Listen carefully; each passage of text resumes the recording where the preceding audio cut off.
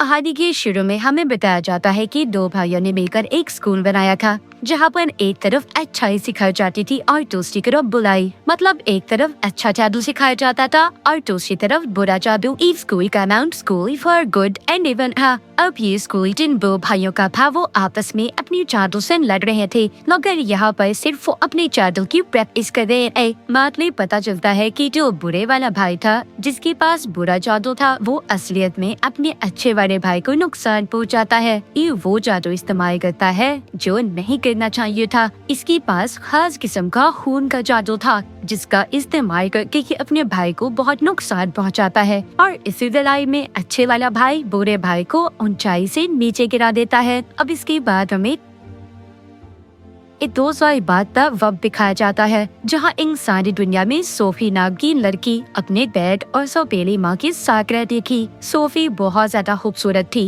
वो परियों की दुनिया में जाना चाहती थी, जहाँ जाकर वो प्रिंसेस बनना चाहती थी। उधर ही एक और लड़की रहती थी जो सोफी की बहुत अच्छी दोस्त थी, मगर ये बिल्कुल प्यारी नहीं थी। इसके बाल चुड़ैलों जैसे थी, इसीलिए शहर के सब लोग इसको चुड़ैल बुलाते थे। अब ये दोनों बिल्कुल अलग थी, मगर फिर भी इनकी दोस्ती बहुत गहरी थी। अब वो दोनों स्कूल जाती हैं, फिर वो किताबों वाली दुकान पर जाती हैं, जहाँ पर सोफी परियों और प्रिंसेस वाली किताब लेती है, जबकि उसकी दोस्त बूटों और चुड़ैलों वाली किताब लेती है। अब लेकिन दुकानदार उसको उसी जादुई स्कूल की किताब देती है, जिसे देखकर सोफी उससे पूछती है कि ये स्कूल कहाँ पर है। वो दुकानदार कहती है, मैं नहीं जानती, शायद इस बारे में किसी को भी नहीं पता। ये या तो इसी दुनिया में होगा या फिर कहीं और सारी कहानियाँ भी किसी स्कूल से शुरू हुई थी, जो हम अक्सर किताबों में पढ़ते हैं। वो यही फिर लिखी जाती है। मगर सोफी की दोस्त या ट्रेन में ही गई। वो दुकानदार बताती है, कुछ सालों पहले हमारे गांव की लड़की को भी इसी स्कूल के मॉन्स्टर उठा कर ले गए थे, जिसका आज तक कुछ पता नहीं चला। अब सोफी उस स्कूल के बारे में इतना कुछ सुनकर ये वहाँ पर जाना चाहती थी और ये हक लिखती है और उसको एक पेड़ पर लगा देती है, जिसके नीचे वो अपना और अपनी दोस्त का नाम भी लिख देती है। अभी इस बारे में अपनी दोस्त को भी बताती है, मगर सोफी की दोस्त उसको मना कर देती है। कहती है, सोफी तुम उतर जाकर क्या करोगी? मगर सोफी तो न जाने क्या सोच रही थी, वो उधर ज्यादा चाहती थी। उसी दिन रात को सोफी उसी जगह पर आती है जहाँ पर उसने ट्रक लिख कर लगाया था। उसका पीछा करते हुए उसकी दोस्त भी आ जाती है, मगर तभी उधर बहुत बड़ा मॉन्स्टर आकर सोफी को पकड़कर साथ ले जाता है। सोफी की दोस्त भी उसका पीछा कर रही थी, मगर तभी उधर बहुत बड़ा आवाज आकर दोनों को पकड़ कर ले जाता है। अब वो बात सोफी को तो बुराई के स्कूल में और उसकी दोस्त को अच्छाई के स्कूल में छोड़ देता है। सोफी वहाँ देख वो इस गार्ड से कहती है, मैं गलती से यहाँ पर आ गई हूँ और मुझे तो अच्छाई वाली स्कूल में जाना चाहिए था, मैं इतनी प्यारी भी हूँ। अब वो अंदर जाकर एक निधि से शिकायत करती है जो यहाँ की प्रिंसिपल थी। वो बताती है, हमारे बात से कभी कोई गलती नहीं होती, जो जिस इंसान की जगह होती है उसको वहीं पर छोड़ता है। उधर सोफी की दोस्त अच्छाई वाले स्कूल में थी। किसी पे तरफ वहाँ की कुछ लड़कियाँ उसका मजाक बनाती है, कहती है, तुम्हारे बाल देखो चुड़ैलों जैसी है और कपड़े पे देखो, हमें लगता है तुम बुरा लपी से यहाँ पर आते हो। तभी कुछ परियां आकर सोफी की दोस्त को वहाँ के प्रिंसिपल के पास लेकर जाती है। सोफी की दोस्त कहती है, मैं यहाँ पर नहीं आना चाहती थी, यहाँ पर तो मेरी दोस्त आना चाहती थी। इस बात पर वो प्रिंसिपल कहती है, हमारी बात से कभी गलती नहीं हो सकती, नेवर यहाँ पर कभी नहीं आ सकते। अब यहाँ पर सोफी की दोस्त जिसका नाम अदीपा था, उसको नेवर का मतलब समझ नहीं आता। प्रिंसिपल बताती है, जो बच्चे बुराई के स्कूल में जाके हैं उन्हें नेवर कहा जाता है, क्योंकि वो कभी खुश नहीं रहते, और जो बच्चे अच्छाई के स्कूल में जाते हैं उन्हें एवर बुलाया जाता है, जो हमेशा खुश रहते हैं। अब सब बच्चों को एक हॉल में जमा किया जाता है, जहाँ पर एकिता ने बहुत भारी ड्रेस पहना हुआ था, जबकि सोफी ने बिल्कुल सादा काला ड्रेस पहना हुआ था। हालांकि उन दोनों की पसंद बिल्कुल अलग थी। यहाँ पर बुराई की स्टूडेंट सादा कपड़े पहनते थे, जबकि अच्छाई के स्टूडेंट बहुत ही प्यारे कपड़े पहनते थे। अब यहाँ पर जो अच्छे स्टूडेंट थे वो जादू दिखाते हैं। उधर ही यहाँ का प्रिंस भी आ जाता है, मगर इसको एक बुरा स्टूडेंट चैलेंज करता है और उसे नीचे गिरा देता है। अब इसकी नजर सोफी और एडिटा पर पड़ती है, मगर ये किसी दूसरी लड़की के पास जाकर बैठ गया था। अब यहाँ पर स्कूल की हेड आती है, जी वो ही हेड पे जिन्होंने अपने भाई को मार दिया था, जो बुरा था, जो हमने कहानी के शुरू में भी देखा था। प्रिंस भी इन्हीं का बेटा था। यहाँ पर ये सब स्टूडेंट से कहते हैं सबको दिल लगाकर पढ़ना होगा और अच्छे से नंबर लाने होंगे और जो अच्छा होगा उसी के बारे में कहानी लिखी जाएगी और उसको इंसानों की दुनिया तक पहुँचाया जाएगा। मगर तभी अकीता और सोफी कहते हैं अगर कोई उन्नति से गलत जगह पर आ गया हो तो हैक कहता है नहीं, ऐसा नहीं हो सकता, हमारी से गलती नहीं हो सकती। ये कहकर वो यहाँ से चले जाते हैं। अब रात को अकीता अपनी दोस्त सोब्रू से मिलने इराई यानी पूरे स्कूल में आ रही थी। वहाँ पर ही दोनों स्कूल भी प्रिंसिपल को बातें करते हुए सुनती है। उनके जाने के बाद तभी उधर बुराई के स्कूल का हेड आ जाता है जो कह रहा था कि सोफी अब मेरी है। ये वो ही था जिसने बुराई का स्कूल बनाया था और उसके पास खून का जादू भी था जो हमने कहानी की शुरू में देखा था। अब ये कैसे जिंदा था, इसके भाई ने तो इसे मार दिया था। ये हमें कहानी भी आगे जाकर पता चलेगा। अकीता जो बुटर आते थी तभी वो देखती है उधर सोफी को उसकी साथ लड़कियां तंग कर रही थी और उसकी बाइक काटने की भी कोशिश करती है, मगर इधर सोफी अब खुद को बचाती है और उनका उस लड़की के साथ बहुत बुरा सहयोग करती है। सोफी उधर अपनी दोस्त अकीता को देखती है। ये दोनों मिलकर अब स्टोरियन के पास जाती है, मगर उधर कोई भी नहीं था। उस कमरे में सिर्फ एक किताब और जादुई पेन था। अब घड़ी अच्छाई के स्कूल के हेड आ जाते हैं। इनको कहती है कि तुमसे पहले यहाँ पर कोई भी नहीं आया, तुम दोनों इतनी खास हो, फिर यहाँ से क्यों जाना चाहती हो? मगर सोफी कहती है मैं नहीं जाना चाहती, ये जाना चाहती है, मैं तो बस मन्नत स्कूल में आ गई हूँ, मुझे अपनी पुरानी जिंदगी बिल्कुल अच्छे नहीं लगते। एडिटा सोफी को भी अपने साथ लेकर जाना चाहती थी। वो हैग से पूछती है जो सिंड्रेला, स्नो वाइट जितनी भी कहानियाँ हैं सब सच्ची है? वो कहता है हाँ बिल्कुल सब सच्ची है और वो सब जो ही पर थे। ये पर वो सोफी से कहता है अगर तो अच्छे स्कूल में आने की काबिल होती हमारा बास तुम्हें बुराई के स्कूल में नहीं भेजता। वो कहती है मैं अच्छी हूँ, प्यारे हूँ, यही चीज तो अच्छाई के लिए है। अगेता उसकी दोस्त कहती है उसके लिए सच्चा प्यार चाहिए, जब तुम ये ढूंढ लोगी तो तुम अच्छाई वाले स्कूल में आ जाओगी। ये सब बातें करने के बाद हेड उन दोनों को अब उनकी क्लासेस में भेज देता है।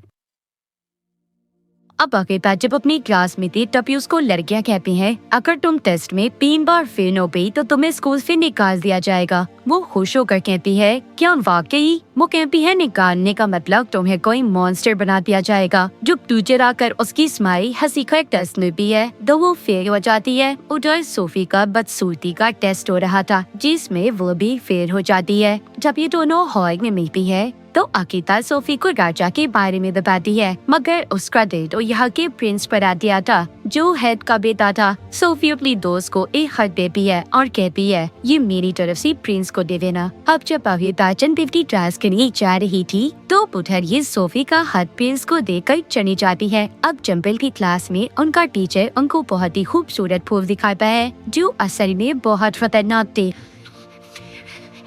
स्केयरक्रो भी दिखाता है जिसको खेतों भी खड़ा किया जाता है इंसान जैसा पुतला बनाकर। मुँह बताते हैं ये रात में जिंदा हो जाता है। तभी उधर एक लड़के को फूल काट लेता है जिससे वो डर कर भाग गया था। ये लड़का तीसरी बार फेल हुआ था। तब अकीता उसका पीछा करती है तो देखती है उसके इर्द-गिर्द तूफान का घेरा बन जाता है और वो गायब हो गया था, जिसे देखकर अकीता बहुत ज्यादा डर गई थी। कुछ सोफी को भी क्लास में एक लड़की तंग कर रही थी और टीचर भी उसको नहीं रोकते क्योंकि ये बुराई का स्कूल था और इन्हें तो ये सब कुछ देखकर मजा आ रहा था। तभी वो लड़की अपने टैटू से छोटा सा ड्रैगन निकालती है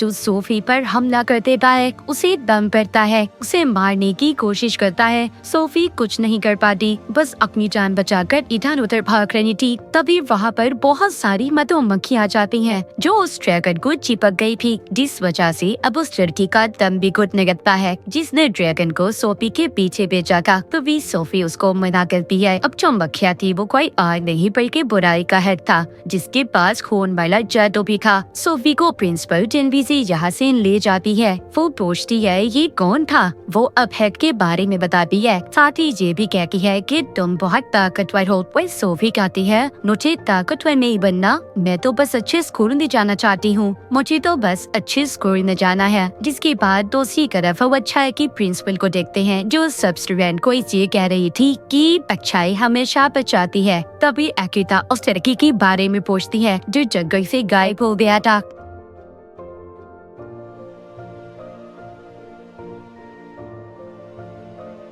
अब वो बताती है कि साथ ही नहर में एक मछली है जो सबकी ख्वाहिशों को पूरा करती है, तो आप सबको अपनी अपनी ख्वाहिश को उसे बताना होगा। जब अगिता की बारी आती है तो ये मांगती है जो लोग अपने घर जाना चाहते हैं वो आराम से जा सके। तभी वो मछली एक लड़की में बदल जाती है। वो कहती है, आज तक ऐसा किसी ने कुछ नहीं मांगा, तुमने बिल्कुल वही चाहा जो मैं चाहती थी, इसीलिए तुमने मुझे जादू से आजाद कर दिया। मुझ पर जो जादू टेस्ट में सेल होने की वजह से किया गया था। ये कहकर वो गायब हो जाती है। तभी उधर बास आता है जो अगिता और सोफी को यहाँ पर लाया था। अब अगिता के पास आता है तो ये समझ गई फिर ये वही लड़का था जो जंगल में गायब हुआ था। उसको अब बास बना दिया गया था। तभी उधर प्रिंस आकर उसे तलवार से मार देता है, ये समझ कर के शायद ही अगिता को मारने वाला था। गुस्से में अगिता प्रिंस के मुंह पर मुक्का मारती है कि उसने बास को क्यों मारा। प्रिंसिपल से कहती है, इस चीज को आप अच्छाई कहते हो, ये कोई अच्छाई नहीं है, वही कि ये तो बुराई से भी बदतर है। जिसके बाद ये सोफी से मिलती है। वो बताती है, मैंने बुराई के हेड को देखा है। अगिता कहती है, हाँ मैंने भी देखा है। कभी पीछे खड़ा प्रिंस इनकी बातें सुन लेता है। अब अगिता उसे अकेला छोड़कर यहाँ से चली जाती है। प्रिंस उसके खत की तारीफ करता है। तभी बुराई का वुल्फ गार्ड आकर सोफी को लेकर चला जाता है, जहाँ पर बुराई की प्रिंसिपल उसके बाल काट देती है और फिर उसे कमरे में बंद कर दिया जाता है, जहाँ पर शीशे में अब उसके पास बुराई का हेड आता है जो उसे भड़काता है कि तुम्हारा यहाँ पर कोई नहीं है मेरे अलावा और तुम मुझ पर भरोसा कर सकती हो। जिसके बाद अब सोफी भी उसकी बातों में आ जाती है और फिर जब सब स्टूडेंट को एक पिन के जरिए जादू बांटा जा रहा था तो सोफी बहुत ही स्टाइल से उतर आती है और जादू लेकर चली जाती है। सब उसको देख रहे थे। अब उसने उन लड़कियों को भी दोस्त बना लिया था जो उसको परेशान करती थी। अगिता उसको बताती है कि अगर तुमने प्रिंस का दिल जीतना है तो उसके लिए सिर्फ खूबसूरती काफी नहीं है, तुम्हें वो सब करना होगा जो मैं कहती हूँ। अब अगले दिन सोफी प्रिंस के पास जाती है जो 3 महीने की प्रैक्टिस कर रहा था। प्रिंस उसको बताता है कि बुराई के स्टूडेंट कभी सही निशाना नहीं लगा सकते, मगर सोफी निशाना लगा लेती है। देखकर प्रिंस बहुत ज्यादा हैरान था।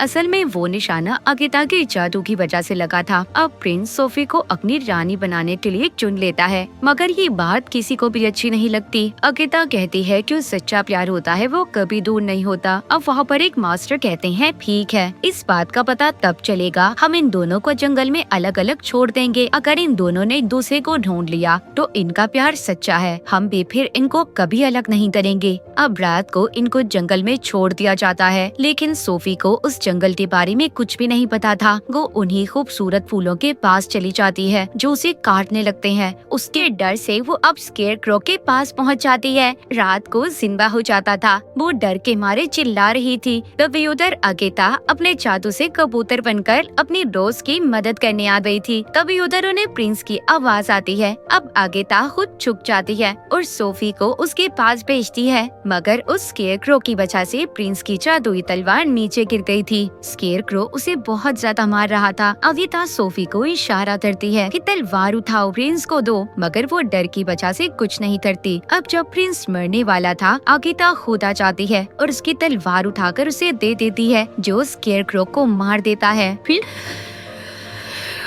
सोफी पर बहुत गुस्सा करता है कि उसने उसकी जान नहीं बचाई और यहाँ पर सोफी उल्टा अगिता पर नाराज हो रही थी। अब वो भी उसे छोड़कर चली जाती है। वापिस आने पर अगिता की प्रिंसिपल उसको बहुत डांटती है। कहती है, क्या तुम्हें अपने दोस्त पर भरोसा है? वो कहती है, नहीं, पर मेरा तो ये मानना है कि सब इंसान ही बुरे होते हैं। उधर सोफी बहुत ज्यादा गुस्से में थी। बुराई का हेड उसको शीशे में उसकी दोस्त दिखाता है। वो ये कह रही थी कि सोफी बुरी है, लेकिन वो उसको पूरी बात नहीं दिखाता, जिससे सोफी को अब बहुत गुस्सा आता है और अब वो बुराई के हेड के बस में थी। वो उसको खून वाला जादू भी दे देता है जो सबसे ज्यादा खतरनाक था। जब प्रिंसिपल उसके पास आती है तो ये उन्हें भी सुना देती है। यहाँ पर हमें पता चलता है कि जो बुराई के स्कूल की प्रिंसिपल थी वही लड़की थी जो सोफी के शहर से 20 साल पहले गायब हुई थी। उधर अच्छाई के स्कूल में प्रिंस अब अगिता को अपनी रानी चुन लेता है। तभी इधर सोफी आती है जो अब चुड़ैल बन चुकी थी। उसका चेहरा भी खौफनाक हो गया।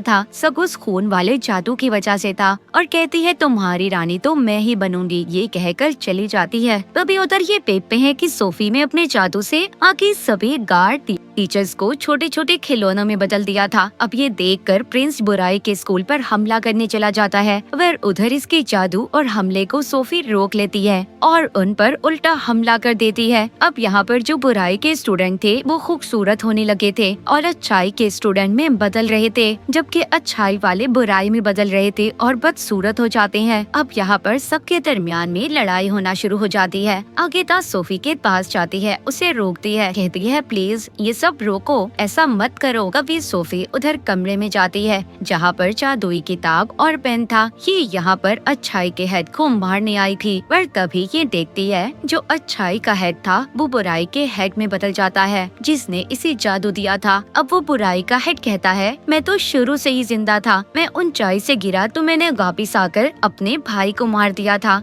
और उसकी जगह ले ली थी, जैसे हमें कहानी के शुरू में दिखाया गया था।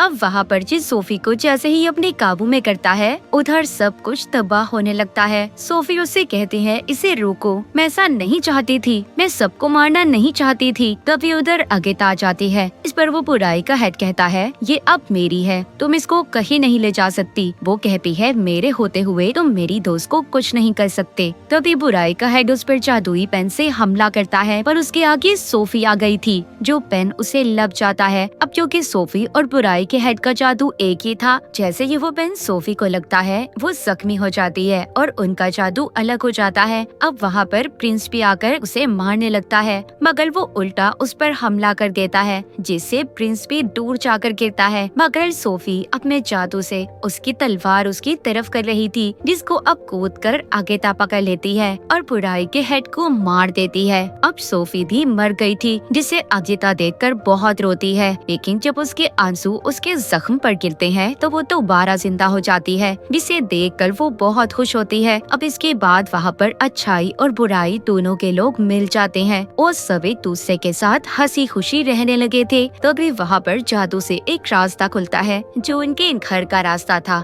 आगेता कहती है कि तुम सोफी प्रिंस के पास रुको, मैं घर जा रही हूँ, मगर वो कहती है नहीं, हम दोनों इकट्ठे जाएंगे। अब ये दोनों वापिस से अपनी दुनिया में आ गई थी और दोबारा से पुराने जैसे जिंदगी जीने लगती हैं, मगर अब इनके पास जादू था। एक दिन प्रिंस का तीर इंसानी दुनिया में आकर एक पेड़ पर लगता है, जिससे आवाज आती है आगेता मुझे तुम्हारी जरूरत है। और इसी के साथ ये मूवी यहीं पर खत्म हो जाती है।